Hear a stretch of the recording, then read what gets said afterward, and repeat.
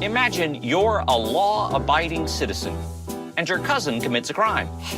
But the sheriff locks you up too because you bear a family resemblance. Oh, well. Johnny. That's what's going on in the United States with marijuana and hemp, also known as industrial hemp. They're from the same species of plant, but are different varieties. It's like poodles and wolves. Same species, different breeds. Hemp can make thousands of products and the planet healthier. The only thing it can't do is make a person high. Bummer, man. Something other industrialized countries understand. They farm it and reap the profits. But in the United States, while it's legal to import millions of dollars of hemp products, it's illegal to grow as a crop. It wasn't always this way. Believe it or not, hemp once flourished in America. When I started designing this home and started to look and to specify materials, we just went on a worldwide search for about the first 3 or 4 months to try to find materials that I felt comfortable with that met my standard. And that standard would be in reference to my child, who is a 9-year-old disabled little girl that has some fairly extreme chemical sensitivities. Russ and Karen Martin, who we designed and built the very first hemp house in the United States for, their number one thing was they wanted it to be beautiful, they wanted it to be healthy. But they had no idea that I was going to hit them over the head with what I was getting ready to propose to them. They'd never heard of hempcrete. Once I started to tell people that I was considering using this for a building material, it really became a joke. I became the hemp guy. There were jokes from the local media. But, all joking aside, all it took was 5 minutes of time doing a little bit of research to realize that, this plant is really amazing and it could hold so many different positive things for our life. And, I was willing to take that leap of faith. And it really wasn't a leap at the end of the day. It's just a plant. There are a whole host of lawful and helpful pharmaceutical products that enable people to cope with their pain. Many of those products are opium-based products. Recognizing the benefits of the products, there's no one who would suggest that we should start cultivating opium poppies here in this country. Is much like the poppy scenario, how you have the poppy plant that has high opiates and you have the poppy plant that goes on your muffins. That poppy plant still has trace amounts of opiates, but it's so low that it's not psychoactive. You're not going to get the opiate high. Cannabis has the same structures in it, where you have marijuana that has high THC, high psychoactive, that type of medicinal attribute, and then you have hemp that's low THC, which is much like the poppy that's going on your muffin. It's still there, but it's at such a low level that it's not psychoactive in the body. The industrial hemp shiv is what this is here, and it looks like wood chips. To say this is the exterior of the home and that's the interior of the home. As the air is slowly passing through and the wall is breathing, it's holding on to toxins, pollutants, and carbon from the atmosphere. I was trying to find a solution for problems with standard insulation and drywall issues that cannot be overcome. And the hempcrete wall replaces both of them. Between the breathability and the content of the lime keeps that wall from ever having mold or mildew growth, which can never be said about the standard insulation that's used and drywall. We've got an epidemic in this country right now with the amount of mold that we've got in our homes. And industrial hemp with the hydrated lime, I now believe that it's the world's healthiest material that we can use in building. Currently, we are importing the industrial hemp from the UK. The issue with importing the industrial hemp is its cost. It's very expensive to ship it overseas. Until we are in a position in the US where we can effectively grow it here and cultivate it and process it, we're stuck with this solution. This is a 50-acre crop of hemp to the west of London. The variety is called Ouzo. It's a French variety which is suitable for dual cropping. That's suitable for seed and fibre. So the seed will be going to the Good Oil Company and the fibre will be going to Hemp Technology. So if we cut through a stem,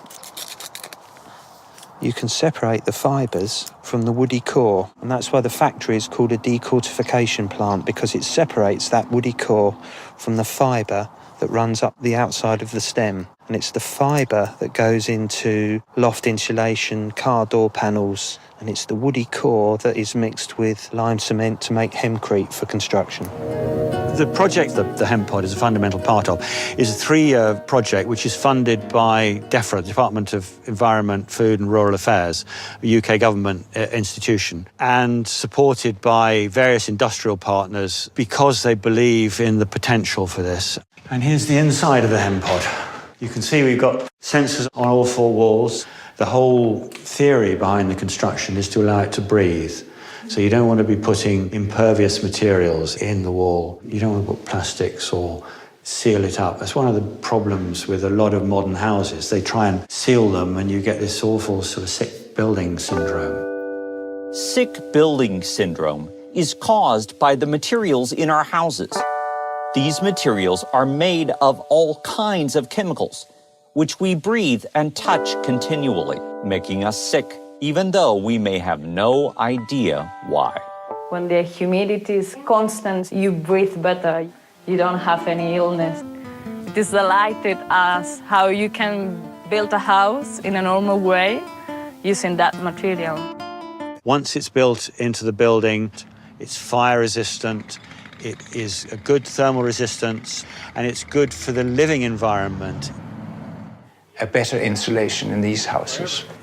The hemp fibre insulation is made as a quilt and is very similar to glass fibre or mineral wool insulations in its look, but it's actually much nicer to work with because it doesn't have any hazardous components in it, so you don't need to wear gloves and goggles and mask, and you can use it in virtually all the places that you would use glass fibre or mineral wool insulation, so attics and walls. And it has very, very similar thermal insulation properties, but it has much better thermal mass to it.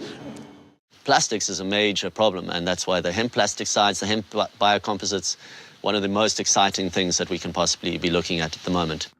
Processing hemp. Hemp is grown under contract for us by local farmers. We take the crop in and split it into its constituent parts. This is how hemp fibre is used in the automotive industry. This is a car door panel for a BMW 3 Series car. The use of natural fibres in these applications reduces the car's weight by a couple of kilos, and that all helps towards reducing fuel consumption. The automotive industry and animal bedding business markets are the largest part of our business. We expect the construction industry to grow rapidly over the next few years. In fact, within 4 or 5 years, we see that overtaken to be maybe 70 to 80% of our business. People go and they buy some mass-produced t-shirt that has been dyed and has chemicals on it, and they put it on their body or on their baby, and it's going into you. Our skin is the largest organ on our body, and there are chemicals used in clothing to process fibers and fabric, and the dyeing is very toxic. And I've had clients specifically come to me because of that. They're allergic to dyes used in regular clothing, and they need something that's either a natural dye or not dyed at all. Hemporium is a South African hemp company that's been going since 1996. And it all started with something as simple as this, a little piece of cannabis canvas. And those words sound similar because they are similar. The word canvas comes from the same root as cannabis. And all canvas used to be made out of hemp. And that way it ties in with the history on using hemp in the sails, and obviously the ropes on all the boats as well. Even in South Africa, our Afrikaans word for shirt is hemp. We learned that this was a durable fabric. It made perfect sense to make bags out of it. We started making many more products and using our clothing especially as a message taker. An eco-audit was done in Canada where they grew conventional cotton and a hectare of conventional hemp and did the comparisons. And it was about 2,000 litres per T-shirt saving of water and about a cup of pesticides and agrochemicals. Hemp provides about 250% more fibre per hectare than cotton. So every shirt is making a difference. This is hemp denim. It's hemp mixed with organic cotton. And I'm making a skirt. This I order from Hemp Traders, and I do that online. This is actually an order for a girl in San Francisco. She ordered this and a blazer to go with it. So she got the whole outfit. There's so many variations on hemp fabrics these days. I mean, you can get the hemp silk, the hemp denim, hemp suede, There is hemp twill, hemp muslin. They're beautiful fabrics that are all very breathable, comfortable, washable. You can tell the difference when you have the fabric in front of you and you feel it. It's just a quality thing. A lot of the fabric that I'm buying is actually grown in China or in Canada, but the majority is in China. And it would just be amazing if it were grown here, and it would be a lot cheaper as well, because right now it's definitely one of the more expensive fabrics out there. People have used hemp seed oil since the ancient Egyptians as a nutritional supplement. When Glyn and I started growing hemp, we were drawn to the really light, nutty taste of the seed. And we learnt about the hemp seed oil that had been around for a very long time. And it tasted to us very strong and not the kind of thing that you'd want to eat. It took us 10 years to develop this oil. And it's shelf-stable. Used just like an olive oil, although it's much healthier, with 25 times more omega-3 and half the saturated fat. If you're going to use a fat in a product that is based on fat, which is salad dressings and mayonnaise, it just seems obvious to us that you would use the healthiest oil that you can. In the United States, mayonnaise is our biggest seller. Nativa is the #1 purchaser of organic hemp in the world today. We're purchasing over 3 million pounds of organic hemp seeds that were grown in Canada. A big challenge is people don't know the benefits of hemp from a nutritional perspective, and so we have a big job ahead of us there. Dr. Oz on national TV has promoted hemp and hemp milk, and that's been helpful. I love hemp seeds. I love them for breakfast, and then they have hemp milk. What makes hemp a superfood is its excellent source of protein. It's the closest balance of essential fatty acids of anything that grows in the land compared to fish. It's easy to put it on salads, in smoothies, you can put it on oatmeal, you can bake bread with it, and it's got a light, nutty flavor, and it's just very simple to add to virtually any recipe that you think of. You can put it even on ice cream.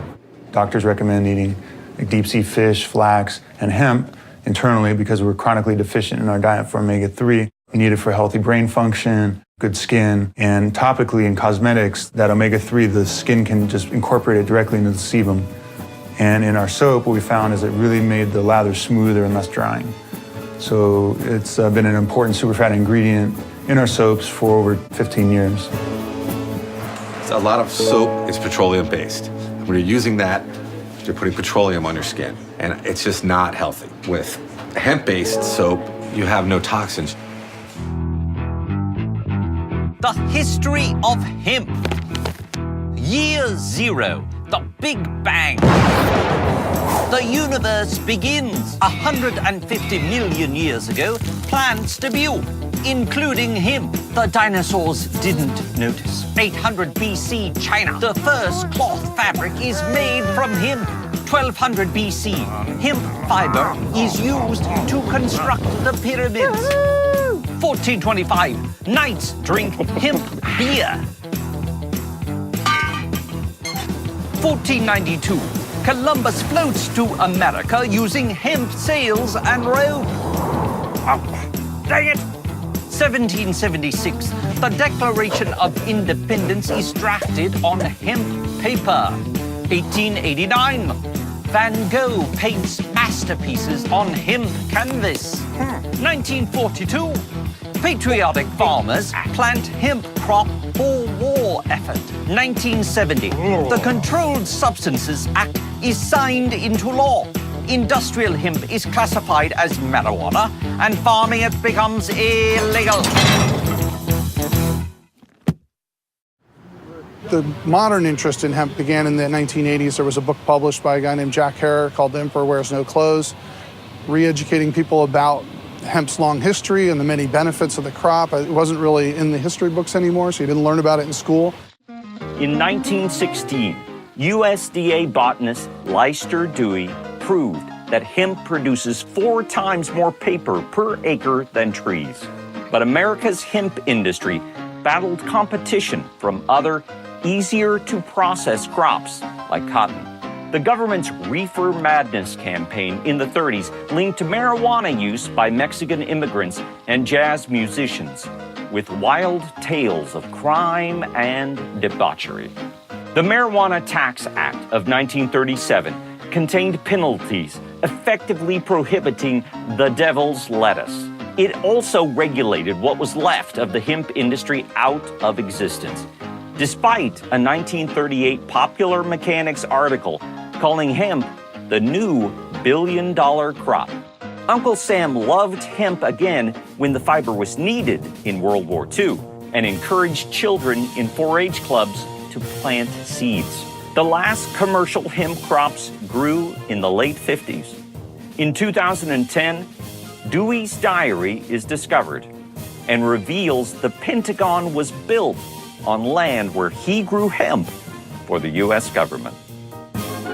The Hemp for Victory program in World War II demonstrates the power of what our society can do when our elected officials are on the same wavelength with industry and are working together. And our hemp supply got cut off by the Japanese. From the Philippines, we put an emergency hemp program. We had American farmers growing 25,000 acres of hemp within a year, and hemp infrastructure and processing all set up. And it was amazing. The goal for 1943 is 300,000 acres. And then, of course, we dismantled it and red taped it to death. Tell them they're not allowed to do that?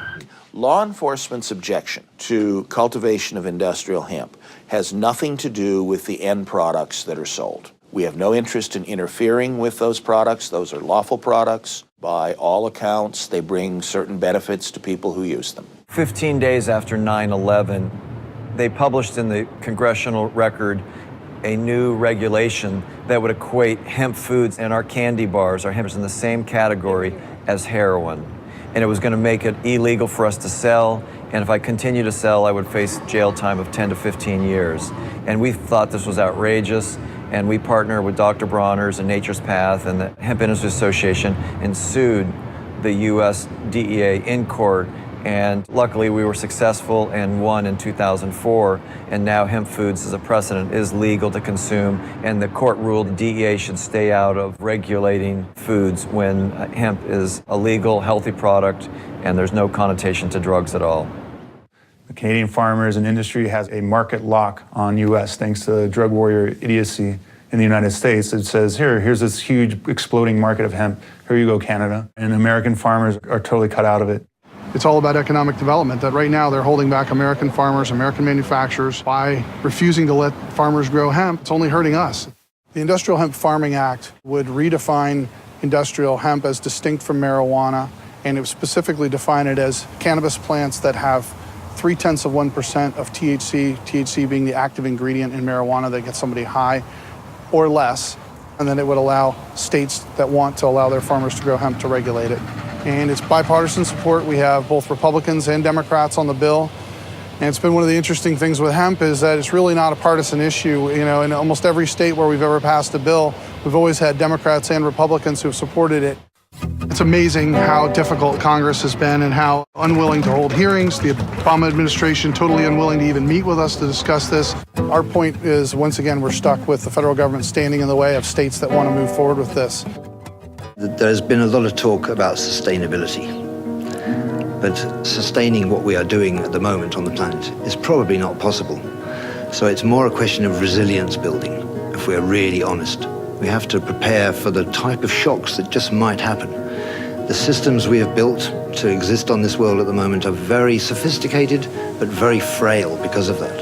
And what has happened in Japan recently and what is happening in America as we speak shows how our systems are very vulnerable to nature. So we should really be thinking of working with nature, and hemp provides us with the most perfect tools to do that. I think oftentimes in our world we forget how powerful and beautiful and healing the natural world can be. I feel like there's a tremendous amount that we can learn from nature and our animals and our plants and our earth, and that we need to respect that. The main message I like to get across with hemp is that it's such an easy, positive way to make change on the planet. It is so easy to use hemp to decrease your footprint. The reality is that hemp is hope. It's bringing something that's done it all before back into creating a green future for the planet and helping us all be sustainable on this beautiful earth.